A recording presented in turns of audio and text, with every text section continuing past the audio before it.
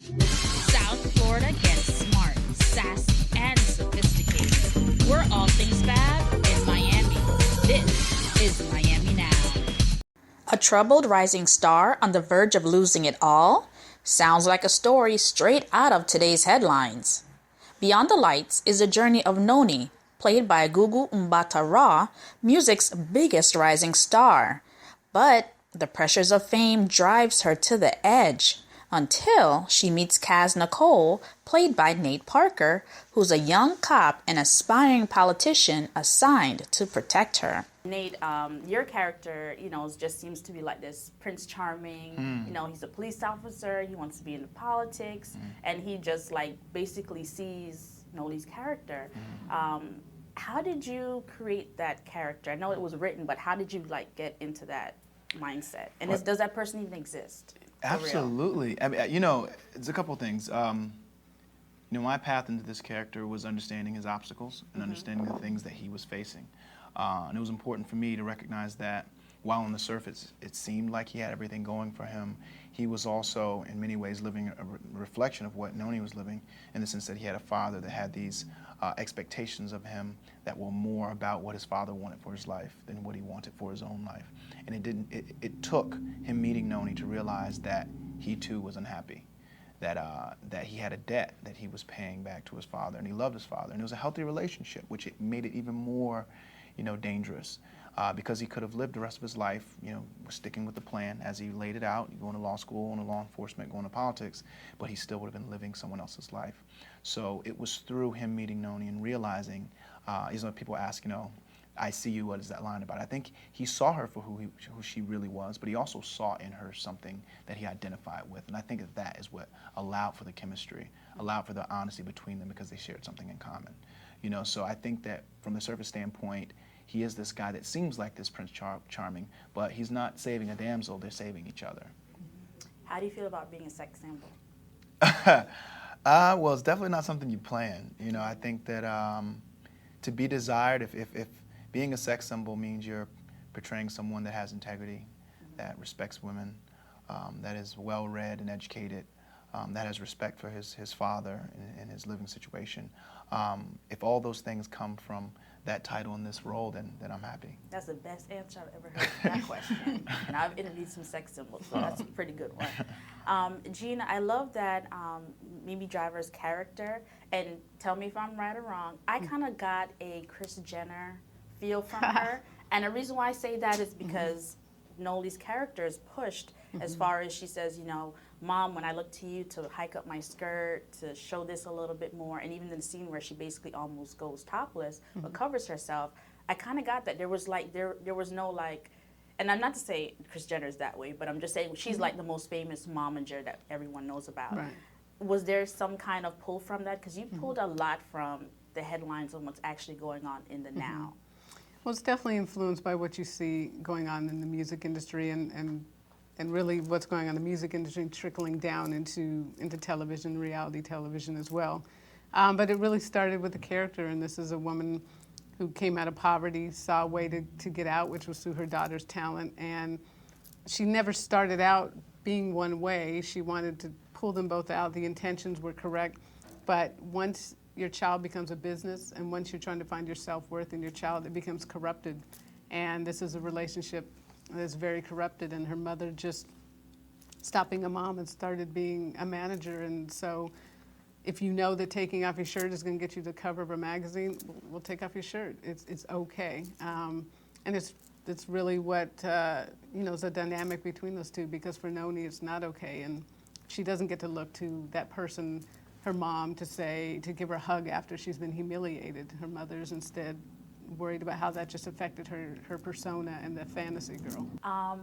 You love music. You are, this actually was inspired from you were at Alicia Keys' concert, and this inspired it. So as someone who loves music so much, what is your take on the current state of the music industry? Yeah, I truly love music. I mean, it influences every part of my creative life. Every film I write has its own playlist. Lauryn Hill's X Factor was big for Love and Basketball, not gonna lie.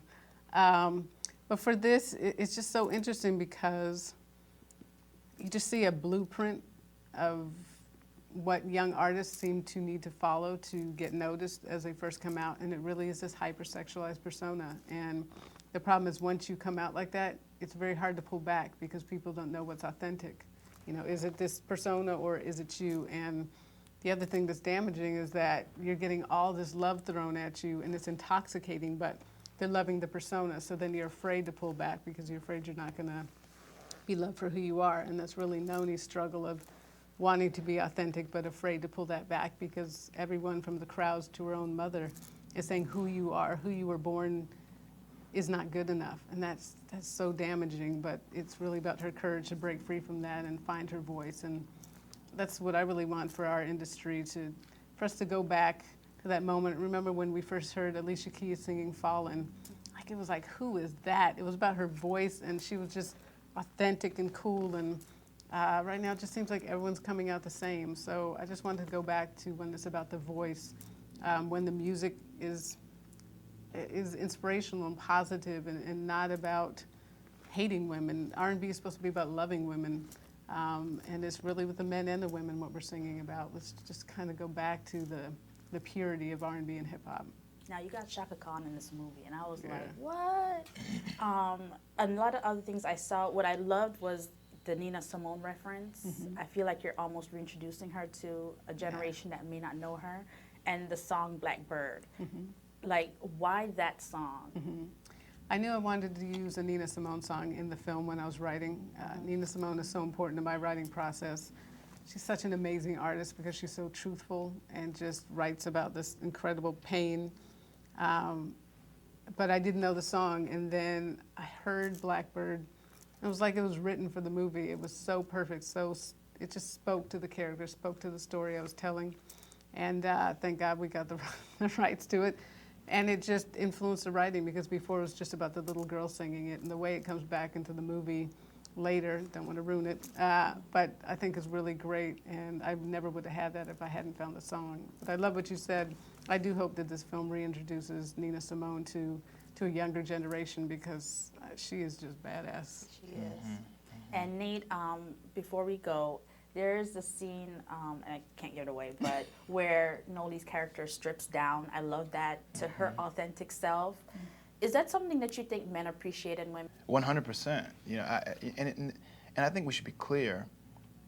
Whatever a woman wants for herself is what she wants for herself, and I don't think that it's commenting on any woman specifically.